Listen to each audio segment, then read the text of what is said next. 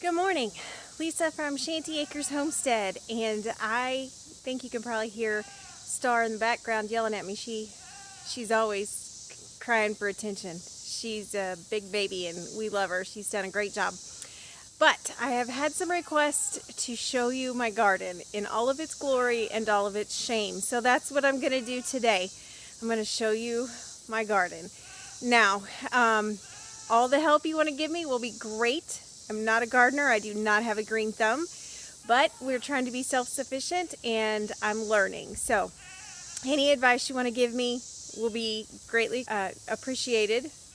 Just be kind, because it's not my, I wasn't raised gardening and knowing what to do, but I'm learning. So anyway, we're going to start with my, I don't really think it's my shame. We're going to start with my green beans. So I'll turn this around and I'll show you what my green beans are. Okay, so here are my green beans. First of all, something got in here and was just eating these off to absolutely nothing. Just eating the tops of these off, and I thought, what in the world? So we set a trap, which was a long story, but we did catch a groundhog. So that helped with that. The problem is, I don't like the green beans. They're awful. And I mean, they are awful. They're stringy. You have to pick them when they're like an inch long. And do you know how many of those it takes to can? So I just quit picking them and let them go, because I probably canned 6 pints and we don't even eat them. I don't like them. They're just stringy and nasty. So what happened was I went to the store a little bit too late, and of course seeds a little bit hard to get this year anyway, and I just took what was left. Well, now I know why everybody else left them. So there actually are a couple of varieties in here. So don't judge the green beans too harshly, because I just let them go. I just haven't done anything. I just need to pick them and throw the plants away. So next we'll go to my okra. I'm excited about my okra. It was kind of an afterthought. I decided it wasn't too late. I was going to go ahead and plant it. And again, something kept eating my okra off, and I was like, ah! So we put this little metal thing up here. So I won't say we put that up. Shane laughed at me when I put that up, but I thought it was deer at first, because I mean, they were just eating the tops off of everything. And so you can see my okra here. I'm going to have some nice okra coming on. I'm really excited about it. I think it'll be pretty. There's some green, and then I will show you. I'm going to have some red ones coming on, or burgundy, I guess. Burgundy ones, if I can get that to focus in. I'm going to have some burgundy okra as well. So I'm excited about that. So I know it's a little bit late for okra, but I didn't get it planted in time, and when I did plant it, something was eating it off, but I think it's going to work great. I'm really excited about that. So then I also have Brussels sprouts. I have only eaten Brussels sprouts like 3 times in my life, but I was like, man, I like these. So I found them at the greenhouse, and I'm like, okay, and I know that they should have been planted really, really early, but I found them at the greenhouse and I decided to plant them. Well, so I didn't think that they were going to do anything. I mean, the plants grew up, they were big, and they weren't at all producing anything. So I just kind of ignored them. At first I was picking the green worms off of them and killing those, and then I'm like, well, they're not going to do anything, so I just left them alone. Well, now you can see they've been eaten up, and now I think maybe the weather's cooled off. Maybe they're going to do something. They're going to produce something, so I'll show you those.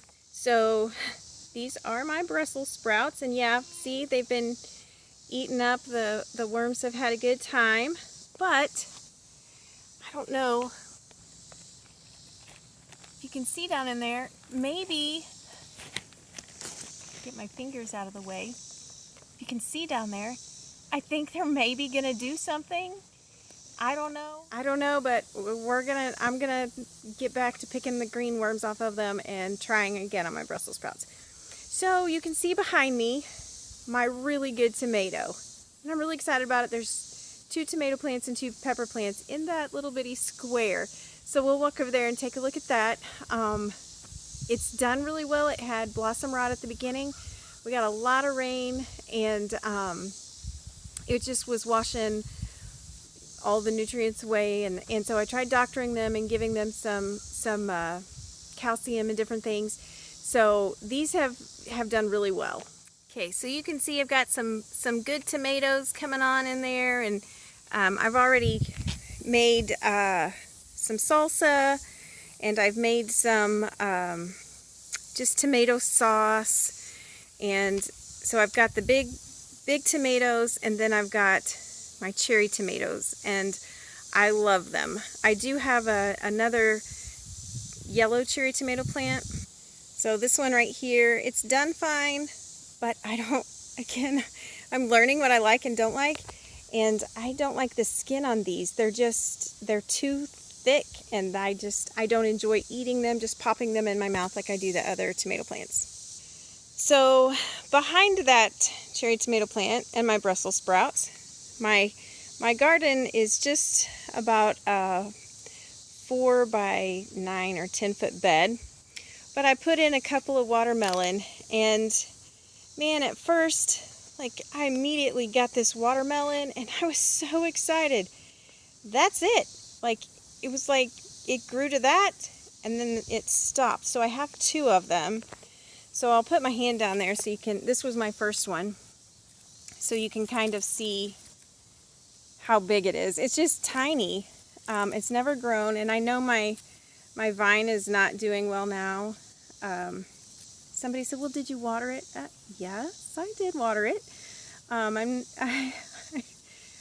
don't know a lot, but I do know that they require sun and water and oxygen.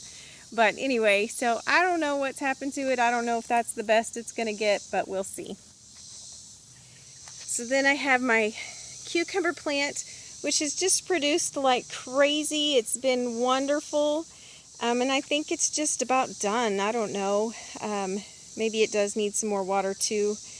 I have watered them, but it's kind of cooled off. And so, I can see another bloom there. So maybe it's going to keep going, I don't know. But it's produced just a ton of cucumbers and gone crazy, and I've enjoyed that. Okay, so then we'll come over here to my other tomato plants and peppers. So my question on my peppers, if anyone has advice, okay, so I understand everything's looking like it needs water this morning. But so these tomato plants got root rot, and the leaves curled up. And I tried giving them, we just got so much rain at the beginning. So I tried doctoring them, with calcium again and everything, and I just don't think I'm going to be able to pull them out of it. Obviously, I'm not. For whatever reason, they still are, have tomatoes on them that are turning orange and everything, and so I figure I'll just let them do what they can do before they die.